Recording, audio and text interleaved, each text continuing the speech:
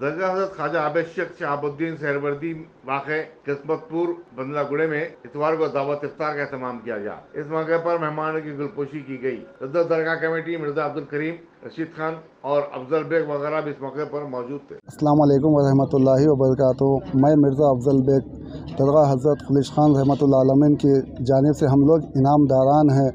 345 साल से यहाँ पे हम दरगाह की खिदमत करते आ रहे हैं और हमारे पूरे ख़ानदान यहाँ पे 345 साल से है और हम लोग यहाँ पे खिदमत करते आ रहे हैं और सालाना उर्स वग़ैरह सब चीज़ हम लोग करते हैं और हर साल जितना भी उर्स का जो भी ख़र्च है, जो भी है यहाँ पे अखराजात है, हमारे पूरे इनामदारान और हमारी कमेटी की जानिब से किया जाता है। और यहाँ पे आज इफ्तार की दावत का ताम का इंतज़ाम भी हमारी कमेटी की जानिब से किया जा रहा है।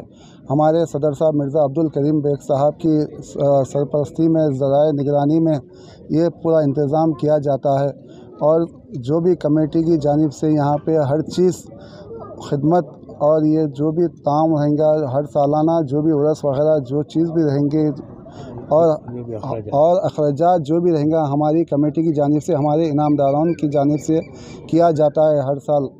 तो इसके ताल्लुक़ से हम हमारे सदर साहब से दो बात करना चाहते हैं।